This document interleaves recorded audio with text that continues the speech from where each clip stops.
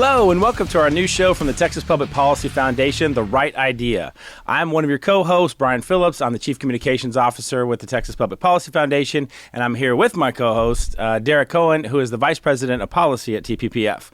We're launching this show during the opening week of Texas's 88th legislative session because we want to talk about and discuss the ins and outs of the people, the politics, the policies that go on here at the Capitol or here in Austin and, of course, across the state.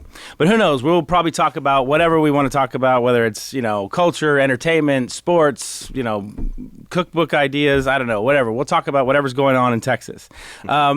So I'm really looking forward to getting started and really talking about the issues that are going on in Texas. Derek, what do you hope to get out of talking to our audience every week? Well, I never thought about it before, but clearly the cookbook ideas. But beyond that, I think that we have a valuable opportunity here to really bring the kind of insider knowledge, for better or worse, to the whole state. We're steeped in this, you and me, we're steeped in this, day in, day out, obviously during session, but we also call each other's nerds all the time, which is probably true. And rightfully so. I mean, we're that badge with honor. I think we've taken that word back. But we obviously have a good perspective on this, not the only perspective, but definitely a unique and valuable one. And so really just sharing that with our listeners and our viewers, I think, is something that we are going to be able to contribute as a value add. So I'm new. I'm relatively new. I've only been in Texas state politics for about 5 years working here at TPPF, but you've been doing it, 10, 15 years now? Well, about a decade, yeah. Okay. So you really have the institutional knowledge, which I'm looking forward to getting into and setting us straight in terms of the policy and all of that. But I'm also hoping, from my perspective, to bring, what do the activists think, and what are we hearing out there, and what is the media? What are the contours of the debate? So I think it'd be a good discussion week to week. And the way we're going to structure this, I think, is first we definitely want to get a legislative update from you. Now, not a lot of legislation going on right now, but just kind of talking about week to week, what are the big debates, what are the big issues that people are talking about. Then we'll probably go through some headlines, some things that everybody's kind of talking about around the water cooler. Definitely the top issues of the day, but maybe we'll uncover some ones that are kind of beneath the surface and maybe give some attention to those. And then for the last part of the show, I want to dive into a particular issue. Like one, we call it the right idea. Let's talk about ideas. Let's talk about a specific issue and get your take on it from the policy side and my take on it from the communication side. And hopefully, we'll have a little fun along the way, and maybe we'll introduce some things to people. So let's just start right there, Derek. Opening gavel went down on Tuesday. A lot of kids running around the floor of the House and the Senate. We call them members. So committee assignments are starting to come out. I mean, all these things are fresh and new and exciting. So what is the temperature like on the floor of the House and the Senate right now? What's going on? Well, you made the good observation there.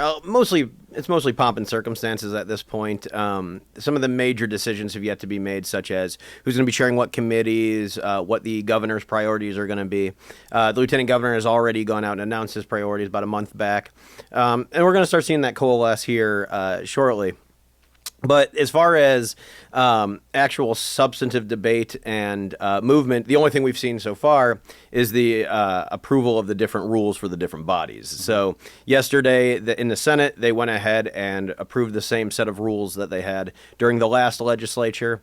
Also in the Senate, they went ahead and drew lots for who's going to be running in 2 years versus who's going to be running in 4 years. Remember, we did redistricting last year. Mm-hmm. So everybody ran in new districts. Everyone had to run. And so now we go, how are we going to stagger the terms? So one of the interesting things about the Texas legislature, of course, is that they only meet every 2 years. But then when they meet, there's this odd 60-day period that they don't really get to do any debate or legislation unless it's considered an emergency item and announced by the governor. Can you explain a little bit about what's the purpose of that? Like, a lot of folks, don't know that that's the case. Everybody thinks, let's get to it. Let's start legislating. And the reality is it's a lot of hurry up and wait because of that. Well, historically speaking, that's been part of the Constitution for since back when it was founded. But the honestly, there is some debate about whether or not that 60-day moratorium that you mentioned still plays a role in current legislation. Obviously, we have only 140 days by which to do anything within the bounds of a regular session. So is automatically burning 60 days on the front end the best use of ideas? And actually, I think there is a lot of reasonable disagreement on, or reasonable debate on that, I should say. There are folks that highlight that it really focuses the legislature's attention on important stuff, not just renaming farm-to-market roads and things like that. But there's also folks who realize that, leaving us with 80 days of functional legislating, might really be starting a sprint with after the your teammates are rounding the first bend. So the reasonable arguments on both sides. I don't think we're going to see much movement on that, even though things have been proposed in the past and will likely be proposed this year. But the governor will be, during the state of the state, announcing his emergency items. And in announcing those emergency items, we're going to find out what are the governor's I would say usually about 5 or 7 or what have you, his main priorities in which he's going to spend a lot of his effort and focus on here during the legislative session. And the emergency items, this is different than what happened last time. I mean, the governor announced his emergency items even before the session last time. Is that right? Or right around the beginning of session? I believe he signaled it in interviews, but again, we need the actual enactment of an emergency items comes from a formal declaration, usually accompanying state of the state. So there isn't a whole lot of rumors about what it's going to be. Does that suggest that maybe the issues aren't as important, or that we don't have as many pressing issues as we did maybe last time? Oh yeah, I'm sure since everything's solved, we can all just pack up and go home. We'll pass the budget, then we'll gavel out. No. I think obviously that's not the case, because the governor himself has made many comments on things such as parental empowerment, property taxes, all these things that the average everyday Texan feels on a daily basis. Now, this is because he hasn't formally declared them as emergency items yet doesn't mean he won't. And even if he doesn't declare any particular one policy issue an emergency item, that doesn't mean that it wouldn't be personally a priority of his. It's kind of like in an election. They always say this is the most important election. Everybody has to vote or whatever. It actually does feel a little bit different this time. I mean, it does feel like some of the issues. I mean, you mentioned parental empowerment. I mean, we're hearing people complain about property taxes, across the state. So it's one of those things. But also a number of different issues. Does it feel a little bit like this is a critical session more than other sessions have been in the past? They're all critical sessions, Brian. Each one more critical than the last. No, but your point's well taken. In that, yes, this does feel different, especially compared to last. Because keep in mind, the last session, when we gavelled in January of 2021, we stumbling our way out of COVID. There were a lot of folks who were angry about a lot of things pursuant to policies that came out of the pandemic. Now, I think that there's a much clearer vision of what went wrong during pandemic policymaking, what went right during pandemic policymaking. And I think that we're going to see that actually work its way into legislation. For example, I remember when we were starting to talk about on the education side, it was, we really need to shore up the delivery of virtual education, right? Because that was the modal way of educating students that a lot of parents were actually choosing. Right. Some were going back, some were doing virtual, some were doing homeschool pods. All that stuff. But the virtual side was a little bit lacking. So that was the focus last year. After all that time seeing what the kids were learning on virtual schools, we now see the parents are incensed with what's going on in the schools. Things that we've been sounding the alarm for years. We now see parents having witnessed this firsthand. You look at the school boards all across the state and even all across the country. You are seeing these individuals say, I am sick to death of my kid being propagandized, being indoctrinated, and just given these viewpoints that don't comport with my values, the values of the state, but rather than that, the small elite teachers colleges that we see across the country, and that's not the purpose of school. It's not to build, it's not to enlist armies for the long march. It's to actually produce good Texans, good citizens. And what we see some of these schools focusing on, I say some because this isn't all schools, and I'd be hard pressed to say even most. The really bad examples are heinous. But we see that some schools are doing the right things, some schools are doing the wrong things. And we essentially don't have a mechanism whereby parents can weigh in on that. So that's one of the things that we're looking at seeing. Yeah, I mean, and not to belabor this issue too much, but I mean, one of the things that we're really hearing from parents is that they're starting to realize that the school systems are not really the partners that they thought they were. And that while they may like their schools or they may like their teachers, when it comes to disagreements about what's going on in the classroom, they're receiving pushback that they did not expect to receive. And so that's where I think a lot of the anger and the frustration and is coming from, and that's going to end up, that's going to end up in the House, or in the House and the Senate and the Legislature. That parents are standing up and saying, "Look, I've given the last 2 years of my life trying to help fix this, and I'm keep getting told to pound sand. Hey, Mr. Legislator, you've got to fix this time around because this is, I can't do this anymore. I can't, parents getting attacked on social media and being targeted. They're done. They're done. If the legislature doesn't turn around and fix this, then they're not going to be able to stand up and do this anymore. So anyway, and that's a good segue to get into kind of our headlines, and we want to talk a little bit about specifically the House agenda. The Speaker gave his list. He gave his speech on Tuesday about that, and the highlights, of course, were property tax relief, which we'll get into kind of at the end of the show today, but also criminal justice reform and border security, and a list of really a whole list of other things that they want to do. What did you make of that list, and what are you excited about addressing, or the legislature addressing this year? Well, I got my start in on the criminal justice side, so really, really impressed with Speaker Phelan's leadership on that particular issue.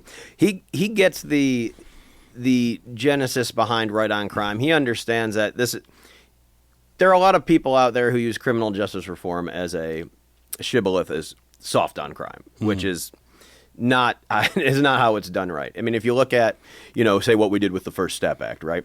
We actually went ahead and identified the individuals who are the best case scenario for, home confinement or release or however, while also making sure the people who are, say, trafficking fentanyl, using weapons violently, those people got increased sentences. It wasn't just a one-way ratchet on what we did federally. We've been doing that here in the state for almost going on 15 years now. So it's really one of those things where a smart, critical eye cast on the system, you see a lot of inefficiencies, you see some injustice, but you ultimately see ways that some very simple lifts, some low-hanging fruit, can really fix the system, make it work better, and keep people safe. I'm a little worried about whether or not this is the right time for criminal justice reform, because people. It always happens when you have a Democrat in the White House, right? Like Republicans always play up the public safety issue. In this case, there is a lot to play up. Unfortunately, absolutely. I mean, you've got Democrat cities. You see the videos constantly on from New York and others of people doing the smash and grabs and these coordinated attacks on stores and things like that.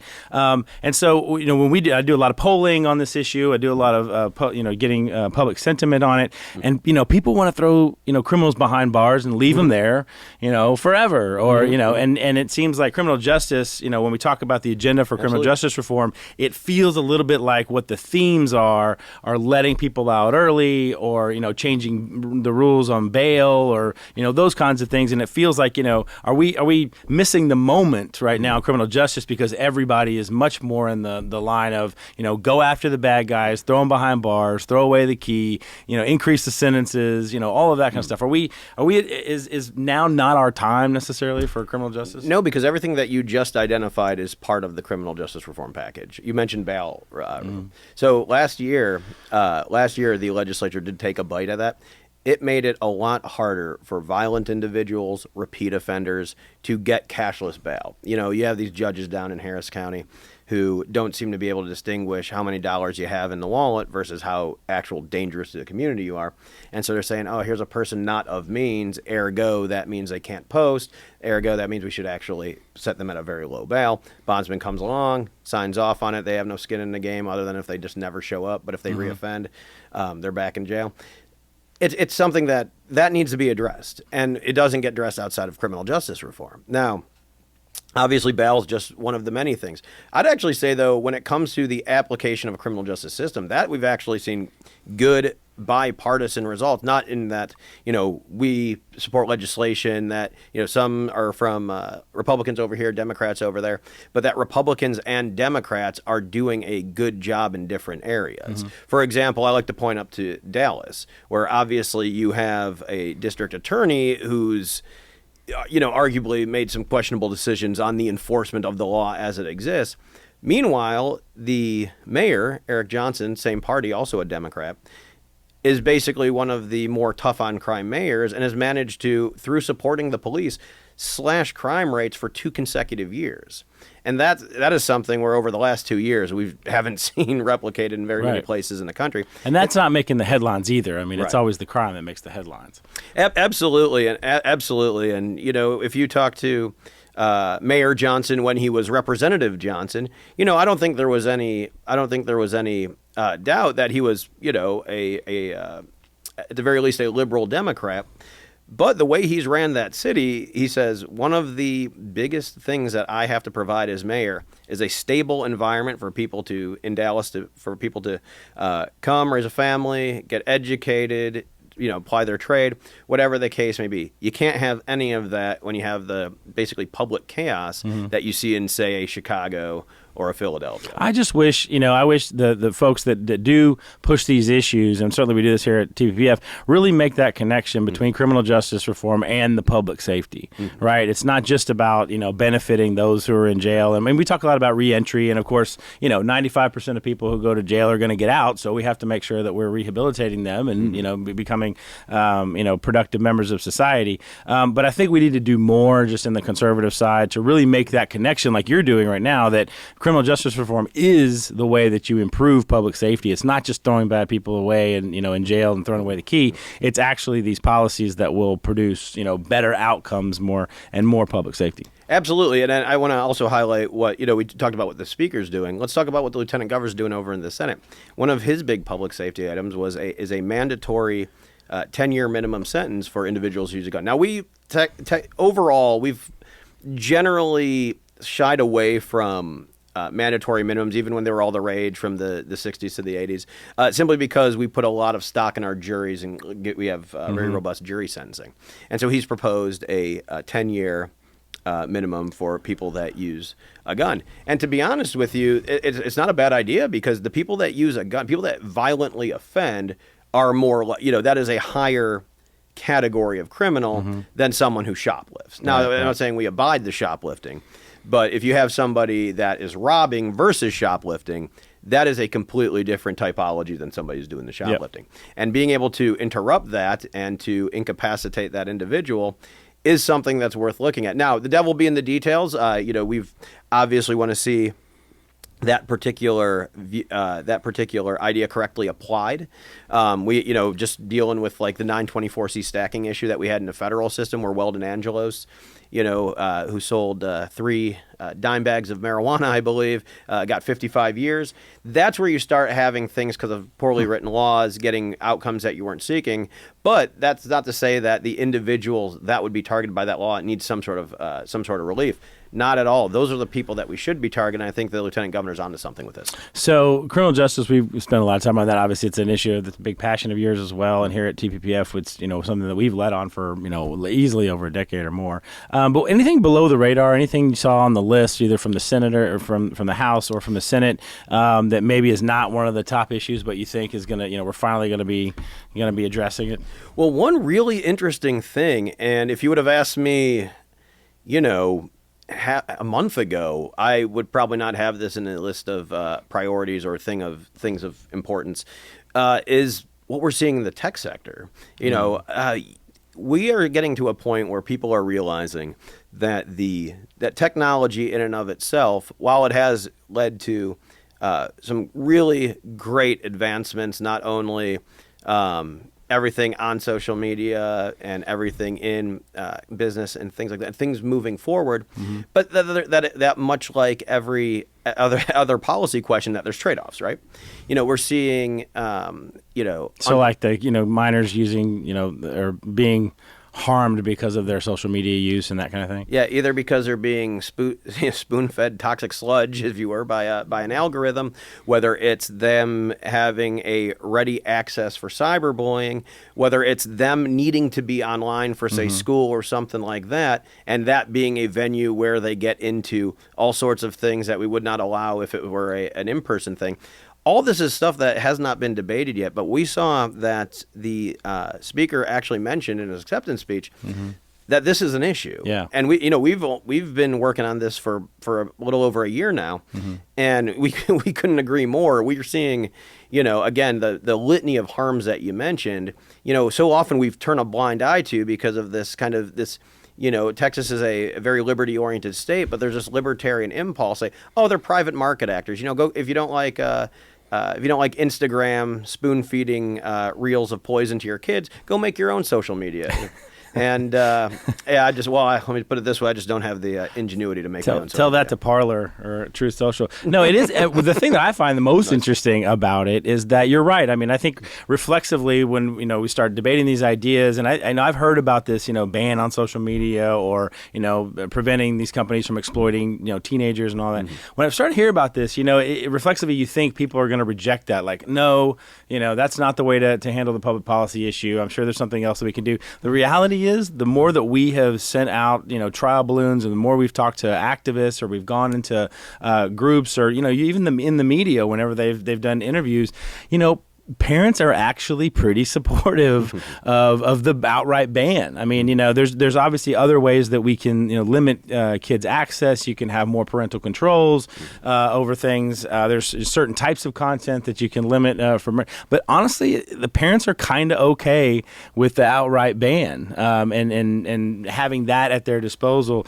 to help them limit the amount that their kids actually get to use it. So I've been kind of shocked that it's been a lighter lift to convince people that might be the right public policy than I otherwise thought it would. And let me yes and that, because one other thing that I think we're seeing, and I mean, as you've seen it in your numbers, and I can at least say anecdotally, is that this is not a fringe right-wing issue. This is not even a solely center-right and beyond issue. This is about as uniform across the board of political ideology as I've ever seen. That's not to saying everyone holds this opinion, but it tends to be very evenly distributed. For example, you see the crunchiest of Austin moms, that you would say you share the idea with, and she would go, "Oh no, that's a great idea," and her experience in dealing with social media might be different than ours, but that doesn't mean that she hasn't seen the same negatives that we're talking about in the aggregate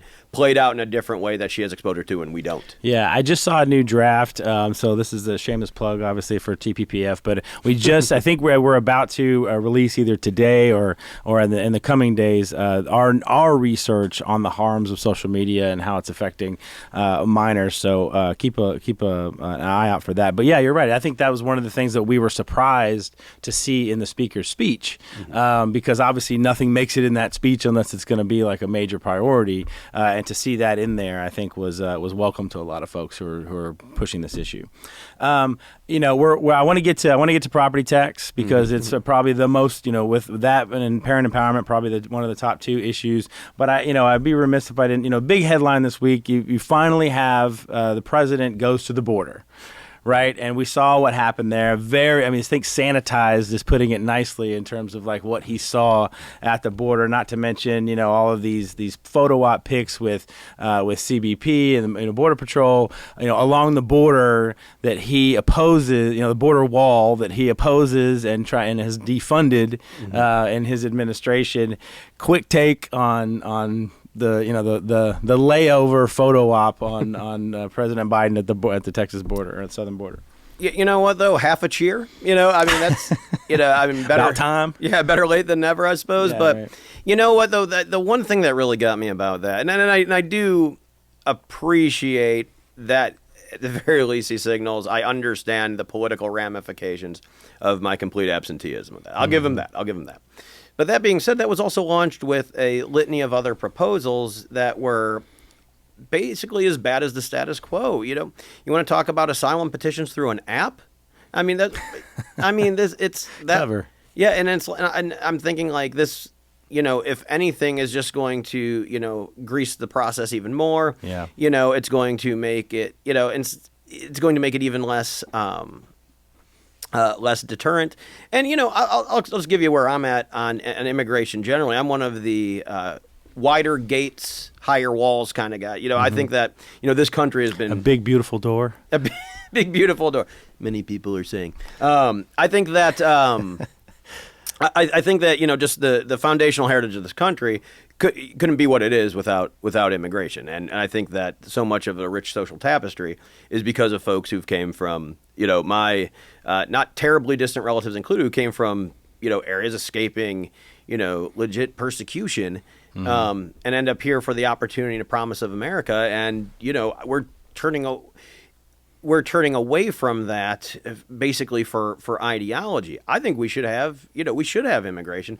But we can't have a safe, orderly immigration system where we're just, throwing open it. Or it's that, I know I think it's a British meme where it shows a gate that's, down over the road, and then like people are just literally walking around the gate because there's no other well, I don't think your position. I mean, your position is certainly not the squishiest that I've ever heard, but it's also thank you for that. The vast majority. The vast majority. I mean, I watched the public polls on this literally since I been working on this issue in the U.S. House of Representatives since 2007, and the public opinion on this has not changed. It's always 60 to 75% believe what you're saying, which is that we need to have borders. We need to have an orderly system that says yes, you, no, not you. But we need to have the ability for people to come into this country, to leave their country and decide to become Americans and take all the steps that it takes to, pledge allegiance to this country and come here. And that hasn't changed. I mean, there's no matter how toxic the debate gets, or how left versus right, or Trump and all the things that he disrupted on that debate, it really has never changed. It's always been about 65 to 70% of people kind of believe in that middle position, which is strong borders, good system, but yes, people should come here.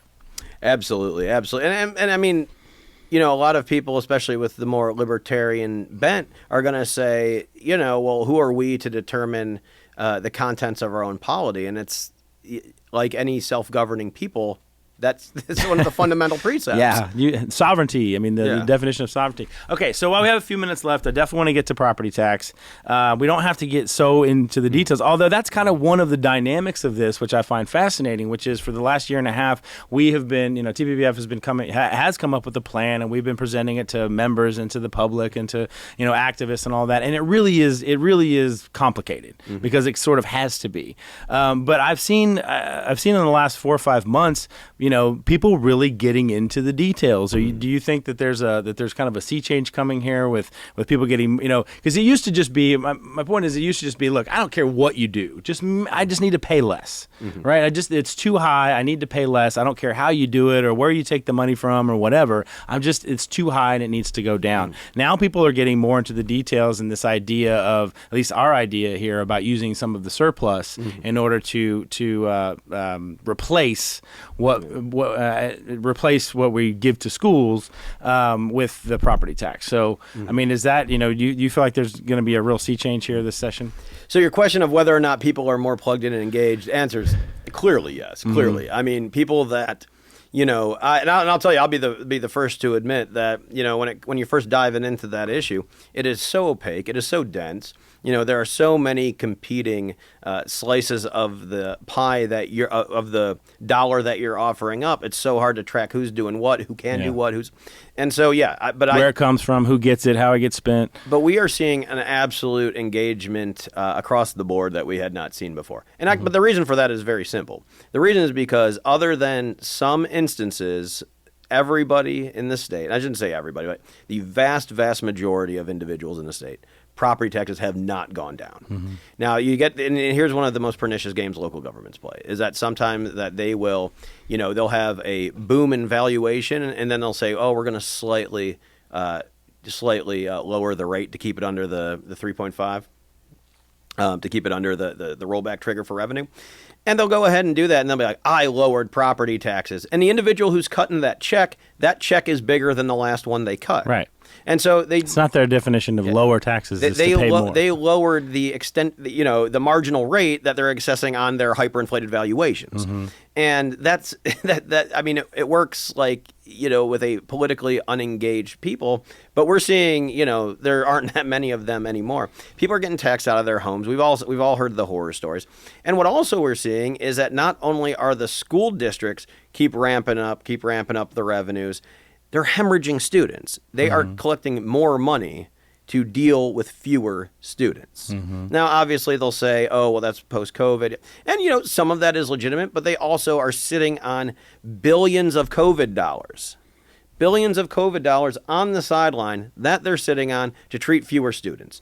And then they want to come back and get you just under that rollback rate. And even if they're lowering the percentage, that's because the valuation means that more money is coming out of your pocket. And this cycle continues on and on and on. The one thing I would add, though, is because a lot of the solutions are based on, compression, wherein the locals are held whole while our bills go down, right?